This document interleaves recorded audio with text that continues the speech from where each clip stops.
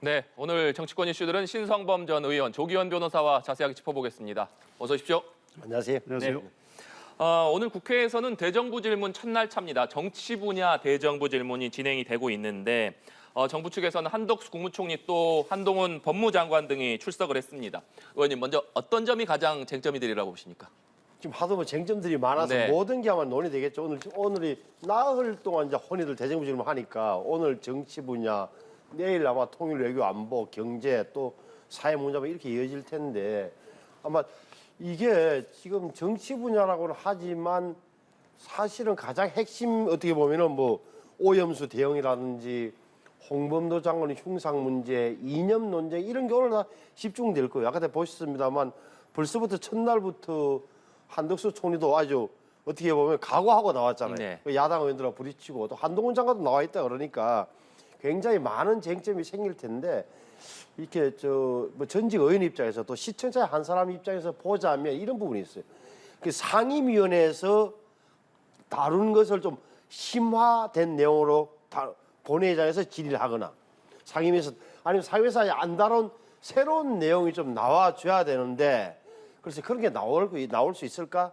상임위에서 이야기 다 된 거, 언론에 이미 보도된 것, 그리고 출입 기자들 입장에 봐서는 뉴스 새로운 것은 없고 그냥 공방만 계속했습니다.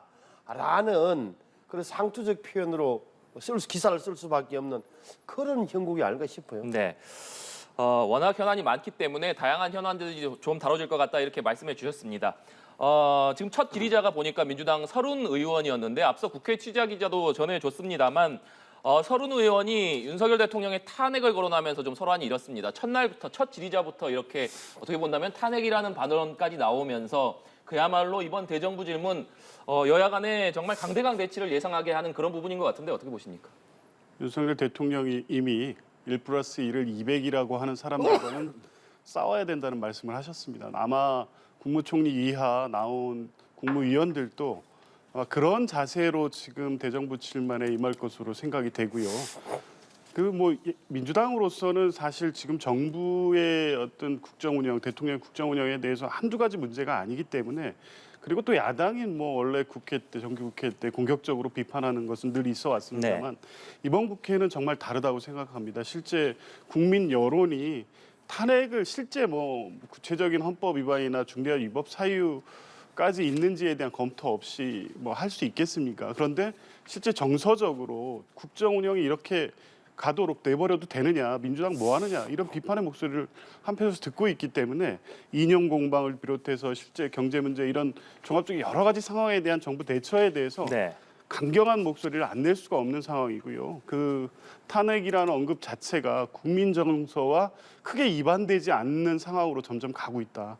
아마 이런 부분이 여러 가지가 고려되면 이번 국회에서도 대정부 질문뿐만 아니라 여러 상임위에서도 그런 목소리들이 꽤 나올 수도 있을 것 같습니다. 네. 워낙 지금 여러 가지 현안들이 뜨거운 쟁점으로 떠오른 상태입니다만 여기에 새로운 쟁점이 하나 더 추가가 됐습니다. 대장동 의혹의 핵심 인물인 김만배 씨의 허위 인터뷰 의혹인데요. 하나씩 짚어보겠습니다. 먼저 2021년 9월에 김만배 씨가 신학림 전 언론노조 위원장을 만나서 이런 인터뷰를 했습니다. 당시 부산저축은행 사건의 주임 검사였던 윤석열 당시 검사가 대장동 대출 브로커 조우영 씨 수사를 무마해줬다. 이런 내용의 인터뷰를 했고 이것을 뉴스타파가 보도를 했는데 그 시점이 대선 사흘 직전이었습니다. 그런데 검찰은 이 인터뷰 내용 자체가 허위이고 신학림 전 위원장이 이 허위 인터뷰 대가로 김만배 씨에게 억대의 금품을 받았다 이렇게 의심하고 있는 상황인데 그러니까 검찰은 김만배 씨가 정치적인 의도를 가지고 이 허위 인터뷰를 했다 이렇게 보고 있는 거죠? 시점을 정확히 보셔야 되는데 인터뷰 시점이 2021년 9월 15일이에요. 신학림과 김만배는 언론사에서 노조 활동을 같이 하고 잘 알아요. 그러니까 이 사건을 왜 그러면은 신학림 씨가 김만배를 만났느냐? 그 보름 전에 8월 31일 날 첫 언론 보도가 나와요. 이재명 후보니 화천대유는 누구 겁니까? 라는 작은 신문의 기자 칼럼이 나타났어요. 이게 대장동 사건이 처음 등장한 거예요. 그 15세 후에 보름 후에 신앙님이가 만난다. 김만배를. 김만배가 무슨 소리 하느냐? 이게 그러니까 10년 전. 그때 2011년도에 부산저축은행을 당시 윤석열 중수부 이과장 검사가 수사하면서 조우형이라는 그러니까 대출 브로커를 네. 봐줬다. 그래서 이 사건이 배태된 거다. 무슨 말이냐? 그때 부산저축은행 때 그 브로커를 구속했더라면 이 돈도 회수됐을 텐데 이 돈이 바로 빠져나가는 바람에 그대로 있는 바람에 대장동 일당들이 살아남은 것처럼 이렇게 된 거예요. 조우영을 봐줬다. 그때 구체적으로 나온 거예요. 내용을 보면은 네가 조우영이야? 윤석열 검사가 물었다는 거예요. 조우영. 그러면서 커피를 타주더니만 사건이 무마됐다는 거예요. 이게 다 거짓말이었단 말이에요. 왜? 그때 당시에 나중에 또 수사를 해봤어요. 여러분, 정말 윤석열 검사를 만난 게 아니라 이 사람이 조사를 해보니까 조우영이가 아니 난 윤석열 검사가 아니라 박모 검사를 만났다는 거예요. 그러니까 윤석열 검사와 전혀 상관이 없는 사람. 근데 이게 인터뷰는 2021년 9월 달에 했는데 6개월 후 그러니까 2022년 3월 6일 날 3월 9일 대선 사흘 전에 뉴스타파라는데 대대적으로 네. 보도가 돼요. 이런 문제란 말이에요. 그러니까 그리고 그 중간에 인터뷰한 게 2021년 9월이면 한 달 뒤인 2021년 10월부터 민주당이 대대적으로 공격을 해요. 아 이거는 저 대장동 게이트는 이재명 게이트가 아니라 윤석열 게이트다. 국민의힘 게이트다. 이런 얘기를 쭉 한다고요. 그리고 심지어는 대통령 후보 토론에서 이재명 후보가 묻잖아요. 조우영 커피는 왜 타셨습니까, 윤 후보님? 뭐 이런 지기까지 이런 거예요. 네. 그게 다 거짓 인터뷰에서 나온 거다. 이거 죄송합니다. 네. 조경 변호사께서는 좀 어떻게 보고 계십니까? 글쎄요, 뭐 정치적 의도까지 있었는지는 아직 확인되지는 네. 않는 겁니다. 그런데 어쨌든 대장동 수사가 시작될 시점이었기 때문에 당시 김만배로서는 이 수사를 어떻게 피해 갈지에 대해서 여러 가지 고민들을 하고 있었겠죠.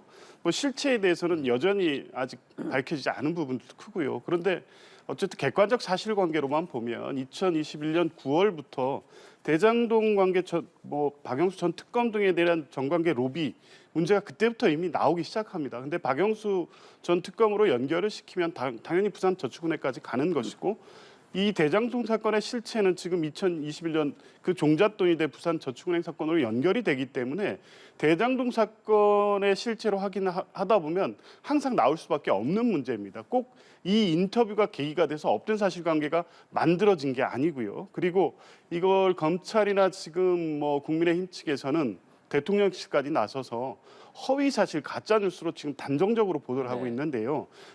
지금 이 문제의 핵심은 커피를 누가 줬냐가 아닙니다. 이제 그 부분의 허위성 여부에 대해서는 검찰이 수사해서 밝히겠죠.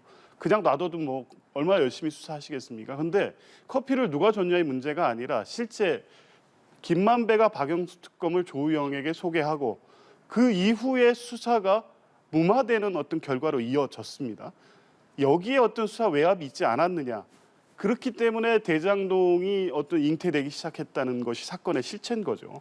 그러니까 윤석열 그 당시 윤석열 대통령이 주임 검사였다는 사실, 조우영에 대한 수사가 1차 소환과 달리 2차 소환에서는 검찰 쪽의 어떤 대우가 달랐고 그리고 실제 뭐 기소 없이 사건이 종결됐습니다. 그랬다가 다시 2015년에 이 사건으로 구속이 됐거든요. 그럼 2021년에 수사 과정에서 무슨 일이 있었는지에 대해서는 대장동 사건을 얘기하면 문제 제기가 안 될 수 없는 사건이었습니다. 이게 우연히 이 당시 그 시점에 인터뷰가 있었고 그게 대선 3일 전에 공개됐다는 이유만으로 결과적으로 지금에 와서 마치 이게 어떤 기획된 허위 인터뷰였다고 단정할 수 있느냐. 저는 아직 그렇게 단정하기는 어렵다고 보고요. 사건의 실체적인 면에서 검찰이 수사를 철저히 하리라고 기대해 봅니다만 이 사건을 대선 기획 사건으로 몰고 가는 어떤 기획 수사라고 한다면 그 부분은 이제 수사 결과에 대해서도 나중에 어떤 뭐 실체에 대한 다른 비판이 있을 수도 있다고 봅니다. 검찰 수사가 앞으로 좀 더 이루어져야 되지 않겠느냐 이렇게 말씀을 주셨는데 그럼에도 불구하고 신앙림 전 위원장이 일단 김만배 씨에게 1억 6천만 원이라는 돈을 받았습니다. 신앙림 전 위원장은 이것이 책 3권에 대한 판매 대가다 이렇게 얘기를 하고 있습니다만 1억 6천만 원이라는 돈이 그렇게 보기에는 워낙 거액이기 때문에 이게 좀 정상적인 거래는 아니지 않느냐 이런 생각이 당연히 들지 않겠습니까? 예, 뭐 저도 당연히 네. 그렇게 봅니다. 뭐 어떤 부정한 거래가 있었다고 볼 만한 충분한 개연성이 있죠. 이게 뭐 정상적 거래로 보기에는 네. 너무 금액도 납득하기 어렵고 신앙님 씨의 어떤 해명 자체도 지금 선뜻 납득이 안 됩니다. 근데 문제는 1억 6,500만 원과 허위 가짜 뉴스 인터뷰, 대선 기획 이걸 하나의 사실관계로 묶을 수 있냐는 겁니다. 신앙님 씨가 1억 6,500만 원을 수수한 이유에 대해서는 수사를 해봐야 되겠죠. 그런데 아직 그 경위에 대해서 충분히 수사가 되지 않았는데 이것을 하나의 사실관계로 엮어서 돈을 받고 대가성으로 허위 인터뷰를 한 것처럼 지금 단정을 해놓고 대선 기획으로 몰고 가는 정치 공세를 펼치고 있는데 아직 그렇게 볼 단계는 아니라고 보고요. 이 부분에 대해서는 뭐 수사가 이루어져야 되고 뭐 그 부분에 대해서 부정한 거래가 있었다면 그에 대한 처벌은 당연히 받아야 된다고 네. 봅니다. 그런데 김만배 씨가 이 인터뷰 이후에 대장동 일당들에게 형이 광야로 끌고 갈 테니까 모른 척하고 있어라 이렇게 얘기했다는 진술도 나왔습니다. 국민의힘은 이것이 가짜 뉴스를 통해서 대장동 몸통을 당시 이재명 후보에게서 윤석열 후보로 바꾸기 위한 시도였다. 이것이 바로 대선 개입이다 이렇게 맹비난을 하고 있는데 대통령실에서도 김만배 신앙님 씨의 허위 인터뷰 의혹에 대해서 희대의 대선 공작 사건이다 이렇게 강한 비판의 메시지를 내놨습니다. 의원님 이 부분 어떻게 봐야겠습니까? 그렇게 볼 수밖에 없잖아요. 보세요. 2020년 9월 달에 인터뷰를 했다. 그 사실은 김만배와 신앙님 외에는 몰라요. 녹음을 해서 갖고 있었으니. 그런데 한 달 뒤인 10월 달부터 민주당은 조우형 브로커 이야기를 하면서 윤석열 게이트라는 얘기를 꾸준히 해왔고 심지어는 말씀드렸습니다만 2022년 2월 25일 공개적인 TV 토론에서 이재명 후보가 묻는다고 윤석열 후보에게 조우형한테 커피는 왜 타줬어요? 이렇게 묻는 지금까지 된 거예요. 근데 이 사실이 공개된 것은 2022년 3월 6일이에요. 3월 6일. 그러니까 뉴스타파에서 공개돼. 그 전에 민주당은 어떻게 이 사실을 알았는지도 궁금하잖아요. 그래서 설사 예를 들어서 이게 뭐 소문으로 떠돌는 사안을 물었다고 변명할 수 있겠으나 적어도 인터뷰를 한 이후에 신학님 김만배와 민주당의 이재명 후보 사이에는 뭐 직접이 아니라 간접적으로라도 연결돼 있다. 일종의 기획된 거 아니라 의심을 사기에는 충분한 거예요. 그러니까 1억 6천만이라는 부분도 어떻게 보면 저 둘이가 뭐 인터뷰를 주고받고보다는 선후배지간이기 때문에 그냥 대화를 나눴다고 하는 게 좀 더 정확할 거예요.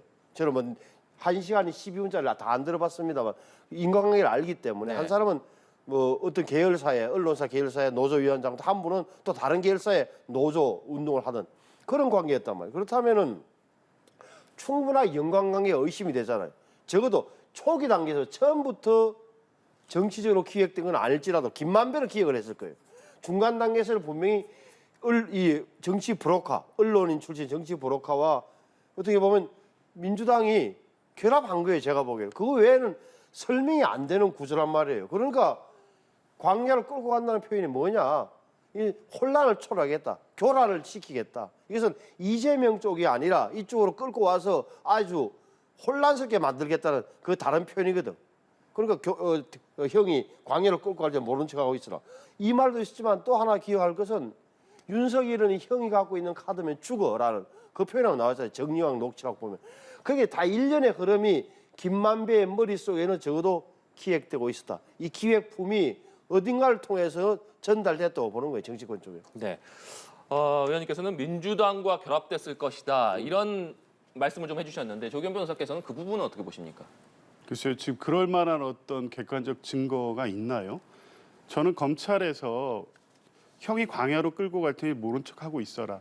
이런 진술이 있었다는 것을 언론에 보도되도록 하는 것 자체가 이 사건의 실체에 대한 명확한 어떤 수사 내지 직접적 증거 없이 이런 정황을 가지고 이 사건을 대선 기획 사건으로 만들어가려는 수사를 하고 있는 게 아닌가 의심을 할 수밖에 없다고 봅니다. 왜냐하면 지금 민주당이 연계됐다는 건 가정 몇 가지 사실관계를 전제해 놓고 하는 거거든요. 그 인터뷰 시점과 그 이후에 이 부산저축은행 사건에서 불거지고 그리고 대선 3일 전에 이게 보도가 됐던 거. 네. 이것은 이 뉴스타파라는 언론 기관의 판단이란 부분도 있고요.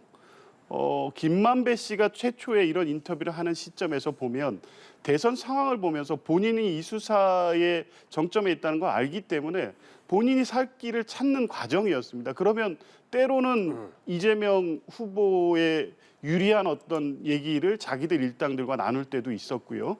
또 그렇지 않은 경우도 있었습니다. 그리고 실제에는 이재명 대표에 대해서는 성남시장 시절에 이 대장동 사업 인허와 관련해서 실제 막 욕을 하고 다니고 이래서 특별한 관계도 없는 데다가 악의적 감정을 갖고 있었다는 것도 어느 정도 확인된 사실입니다. 그렇다면 이때 아직 대선 결과를 예측할 수도 없는 상황에서 이 기획을 하고 민주당과 같이 참여하고 그런 인터뷰를 허위로 만들어서 대선 어느 적정 시점에 보도되도록 한다. 이 과정에 민주당이 개입돼 있다고요. 저는 이거는 지금 단계에서 이렇게 나오는 얘기들은 검찰이 몇 가지 내놓는 어떤 관련자의 진술을 가지고 일종의 소설 수준의 어떤 내용들로 볼 수밖에 없지. 이 지금 사건 어떻게 규정해 놓고 그거에 맞춘 어떤 여러 가지 정황 진술을 가지고 이걸 대선 기획 사건, 공작 사건으로 규정하는 건 무리가 있다고 봅니다. 네. 우리는 분명히 뭐 밝혀진 사실 아직 없죠. 그런데 상식적이고 합리적인 이제 추론이기도 합니다. 예를 들어서 이제 우리가 김만배가 우리가 흔히 알고 있기로는 그 이재명 시장을 만난 게 2014년 그러니까 이재명 시장이 성남시장에 재선되고 나서 두 번째 당선되고 나서 인터뷰를 한 게 김만배와 이재명의 첫 조우로 서로 이야기를 그렇게 했어요. 잘 모르는 사이다. 인터뷰할 때 와서 명함 주고받은 게 연락받은 것밖에 없다. 이렇게 됐는데 새로운 사실을 2013년도에 이미 김만배가 주동이 돼서 다른 법조팀장 기자들하고 성남시장을 만나게 해주고 굉장히 친하게 지내고 이런 새로운 흔적도 나온단 말이에요. 그러면 여기에다가 더해서 김만배로서는 이재명 대통령 후보가 당선돼야 될 지극히 당연한 이유가 있어요. 왜? 대장동에서 번 돈을 자기가 지키기 위해서는 고스란히 수익을 획득하기 위해서는 이재명 대통령이 당선돼야 되고 이재명 후보가 또 하나는 검찰 수사가 들어오면 안 되는 거예요. 근데 수사 방향을 틀기 위한 거예요. 이게 정확하게 말하면은 이게 문재인 당시 검찰에 시그널을 던져준 거예요. 계속적으로. 그래서 그거로 보면 2021년 11월, 12월 달에 당시 검찰은 조사를 했어요. 조호영을 불러서 정말 당시 만났던 게 윤석열 검사냐? 아닙니다. 박 검사라고 합디다. 다 만났어요. 그리고 확인해놓고는 그 이야기를 이른바 당시 문재인 검사도 한마디도 안 했어요. 언론에. 그래서 이 사건은 많은 분들이 저도 당시 그래서 윤석열 검사가 당시에 뭘 박영수 선배, 자기 선배인 박영수의 로비를 받아서 봐준 건 아니야? 이런 의심을 하게끔 만들었던 게 이 사건의 핵심이란 말이에요. 그래서 저는 검찰 수사 방향도 돌리고 언론의 초점도 바꾸고 또 사흘 전에 반박을 못하게 하는 시간 구조가 사흘이라는 거예요. 정치에서. 그래서 뉴스 타파를 터뜨리고 하는 일련의 이것은 기획된 공작 아니면 설명이 불가능한 영역이 있다고 보는 거예요. 네. 저희가 주제를 좀 바꿔서 무소속 윤미향 의원 얘기로 좀 넘어가 보겠습니다. 윤미향 의원의 조총련 행사 참석을 두고 논란이 계속되고 있는데 윤 의원이 오늘 추가적인 입장을 밝혔습니다. 그 내용을 보면 조총련은 행사를 주최했던 100여 개 기관 중에 하나였을 뿐이고 조총련 관계자는 접촉을 한 적이 없다. 또 조총련을 만나러 갈 계획을 세운 적이 없기 때문에 이것이 남북교류협력법 위반이 아니다 이렇게 주장을 했는데 먼저 윤미향 의원과 관련된 논란 그리고 오늘 해명 전체적으로 좀 어떻게 보고 계십니까? 일단은 민단에서 주최한 동일한 행사가 있었다는 측면에서 좀 더 이제 신중하게 어떤 참여 여부를 검토했으면 어떨까 하는 생각을 있습니다. 그런데 이제 뭐 구체적 사실관계는 저도 더 이제 살펴보고는 있습니다만 적어도 윤미향 의원의 주장 중에 이 행사 자체가 조총련이 주도하고 조총련이 기획하고 조총련이 윤미향 의원을 초청하고 이런 식으로 진행된 행사는 아니라는 건 분명해 보입니다. 일본에 있는 어떤 시민단체 또 우리나라 시민단체들이 계속적으로 해왔던 사업이고 올해 특별히 100주년이라는 특별한 의미가 있는 해였기 때문에 대대적인 행사로 진행이 됐던 거였고요. 이제 그럼에도 불구하고 여러 가지 이념적 문제가 있기 때문에 윤미향 의원이 그런 부분을 더 세심하게 살폈어야 된다고는 보는데 이 문제를 이념 논쟁으로 끌고 가는 것은 적절하지도 않고 사실관계는 맞지 않다고 봅니다. 남북교류협력법 위반이라고 하는데요. 이 법에는 분명히 당초에 북한 주민을 만나려는 어떤 계획하에 어떤 행위를 할 때에 사전 신고를 하고 부득이한 경우에 만났을 때 사후 신고를 하면 되게 돼 있거든요. 이게 조총련을 만나기 위해서 간 행사는 아니었습니다. 이 주최자 중에 한 명은 되겠지만 이 행사 자체 실행위원회가 주도한 행사였기 때문에 그중에 조총련이 참가 단체에 있었다고 해서 교류협력법상의 신고 의무가 있었다고 보기는 어렵고요.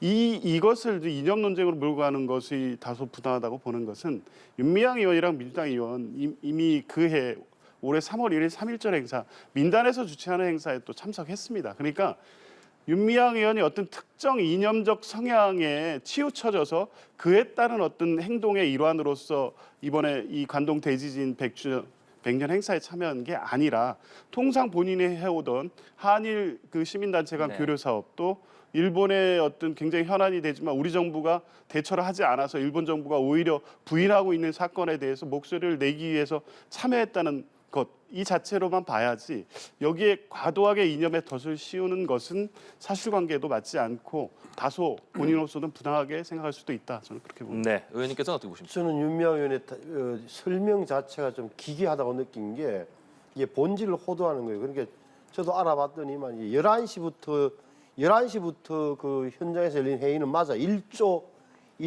협회인가 하는 데서만 일본과 조선 어떻게 보면 일본 안에서도 이른바 뭐 양심적이라는 시민단체들이 하는 맞아요. 그거는 맞다고. 근데 1시 반부터는 정확하게 조총련이 주최한 별도의 같은 장소에서 추도식이 열린 거예요. 간도 대진제 조선인 학살 100년 도쿄 동포 추모 모임이라는 이 정확하게 조총련이 주관한 행사에 끝까지 앉아 있었던 거예요. 그러니까 앞부분 이야기하는 거예요. 100개 넘는 단체 중 하나였다는 사실.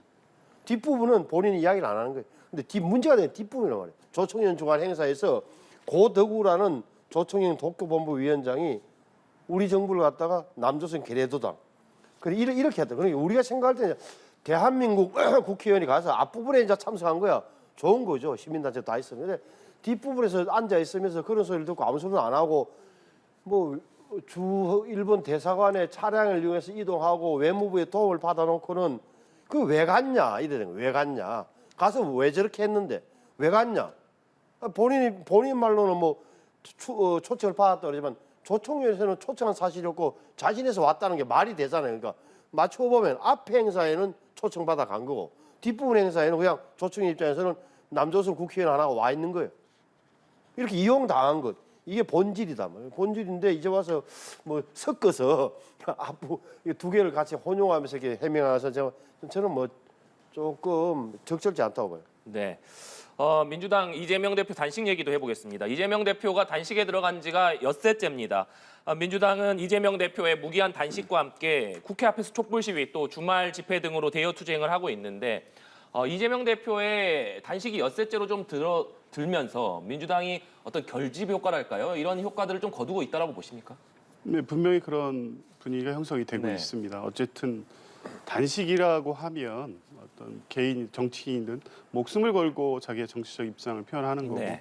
그 결기가 표현되고 있는 것이고요. 당내에서는 당연히 이것이 지금 여러 가지 이 윤석열 정부의 어떤 국정 난매 또 우리 민생의 어떤 어려움 이런 부분에 대한 해결을 없이 이념 전쟁으로 지금 국정을 끌고 가는 것에 대해서 더 이상 야당으로서 정상적인 방법으로 이 부분을 바꿔내거나 변화시키기 어려운 국면까지 왔다는 것이 분명해졌고 근데 결정적 계기는 윤석열 대통령께서 그 연찬회에 가셔서 야당 뭐 직접 명시하지는 않았지만 반국가 세력, 공산 전체주의 세력을 언급하면서 민주당을 얘기한 거랑 마찬가지죠. 오염수 반대를 하는 세력과 싸워야 된다는 얘기를 하셨습니다. 이것은 대화하고 뭐 정기국회를 통해서 어떤 정부 여당이 책임 있게 국정을 이끌어가는 모습을 보이겠다 이런 게 아니라 야당을 적대하고 없애야 될 대상 정도로 지금 생각한다는 게 명확해졌기 때문에 야당 대표로서 선택할 수 있는 것이 많지 않았다. 그래서 결국 단식이라는 결단하신 거고 이게 당내에서는 당연히 당내 여론을 결집시키는 효과도 있고요.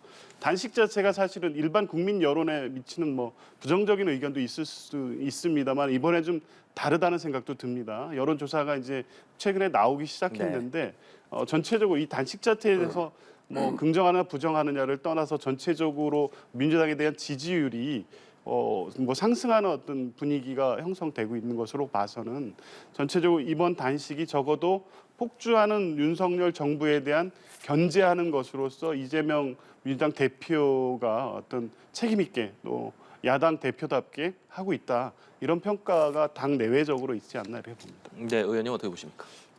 지금 일면 성공한 것처럼 보이죠. 그러니까 적어도 민주당 내에서 다른 목소리, 이견을 차단하는 효과는 충분히 거두고 있는 거예요. 여기다가 이해찬 전 대표가 와서 방문하고 네. 문재인 대통령이 격려 전하고 이런 게 지지자층들에게 보내는 신호로는 굉장히 좋은 거죠. 똘똘 뭉쳐라 일단은. 근데 이게 장기적으로 좋으냐는 문제가 남는 거예요. 그러니까 이렇게 한들 자 9월 11일 그 주에 어차피 제가 보기에는 응급차에 진짜 앰뷸런스에 실려가서 응급실에 입원하시는 것 외에는 테러가 출구가 없는 이런 단식을 하고 있는 건데 그 후에는 다시 한번 추석 이후에는 어차피 구속영장이 또 청구가 되면 네. 또 한 번 더 동의안을 어떻게 할 것인지 그러면은 불체포 특검 포기를 쓰는 입장에서 그것을 찬성해달라고 뭐 가결시켜달라고 선언해야 되는 거지 이재명 대표가 이런 문제는 아직도 남아 있는 거예요. 그리고 이거는 뭐라 그럴까 한번 뒤집어 생각하면 세 가지 요구 윤석열 대통령의 세 가지 요구를 좀 더 바꿔서 보면 예를 들어서 문재인 대통령 시대에 어떤 야당 당수가 뭐 황교안 대표로 칩시다. 예를 들어서 뭐 종전선언 추진 중지, 국정기조 전환, 대북 저자세 탈피 이렇게 요구하면서 단식한다고 쳐봐요. 이렇게 하면은 당시 문재인 대통령이 그러면 야당 대표가 그러니까 뭐 한번 하겠습니까? 이런 거란 말이에요. 이거는 예를 들어 윤석열 대통령에 대해서도 대국민 사과, 국정 방향 전환, 해양재판소 제소, 국정 세인과 개혁 이것은 받을 수도 없고 불가능한 걸 요구를 내걸어놓고 하는 거란 말이에요. 그러면 이게 출구가 뭐냐 도대체 그러면 이 문제에 봉착하게 되는 거예요. 제가 보기에는 그래서 결국은 그든 말씀드리지만 뭐 9월 셋째 주에 앰뷸런스에 실려간 거 외에는 다른 방법이 없다. 출구가 없어 보인다는 이야기를 감히 좀 하는 거예요, 제가. 네. 이런 가운데 이재명 대표의 쌍방울 대북 송금 의혹과 관련된 검찰의 소환 조사가 2차례 무산이 됐습니다. 한동훈 장관이 이것을 놓고 단식이 수사에 영향을 주는 전례가 생긴다면 잡범도 소환 통보를 받으면 단식을 하지 않겠느냐, 법이 엄정하게 집행될 것이다 이렇게 얘기를 했습니다. 이 때문에 검찰이 이재명 대표를 소환 조사하지 않고 바로 영장을 청구할 수도 있는 것 아니냐 이런 얘기가 나오는데 의원님 어떻게 보십니까? 이것도 제가 보기에는 이재명 대표가 머릿속에 넣고 있는 시나리오 중에 하나일 거예요. 그렇게 되면 어떻게 되냐. 자, 소환 조사를 안 하고 영장을 청구한다.